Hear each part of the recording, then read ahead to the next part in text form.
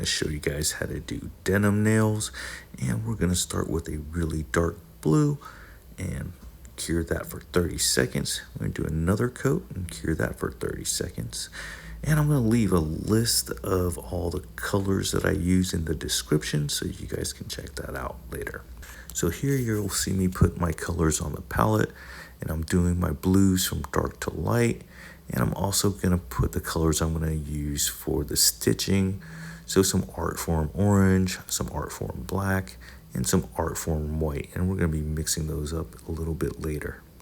I'm going to start with my blues now, and I'm going to go from that order that I put them on the palette. So from darker, working my way to the lightest blue. And we're going to cure 30 seconds in between each coat. And I really like to layer the colors on top of each other. That really gives you more depth and really looks more textured that way as well. So I have the seam going right down the middle on this nail, but whatever direction you want your seam, or if you want one at all, completely up to you.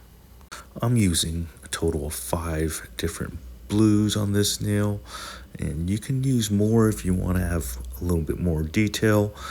But when we get to the stitching, that's the part that's really going to make this come alive here.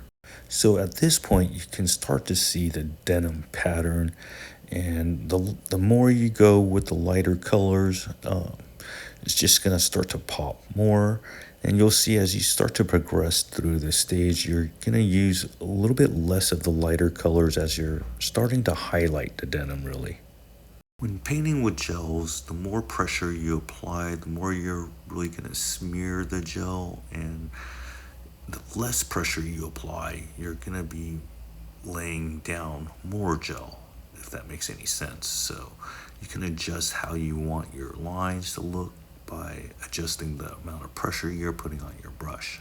Here I just mixed the colors for the stitching. I'm using the ArtForm gels, and I like those gels because the pigment's really strong on those. And I'm using the same kind of technique where we're doing the darker colors first and then bringing out the lighter colors and pretty much just highlighting them at the end there. As I'm finishing this nail up, I'm gonna use gelish matte top it off.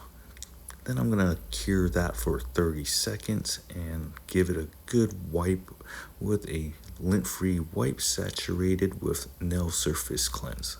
Hope you guys enjoyed the video. Remember, you can save 10% from gelish.com by using my code VuDooNails10.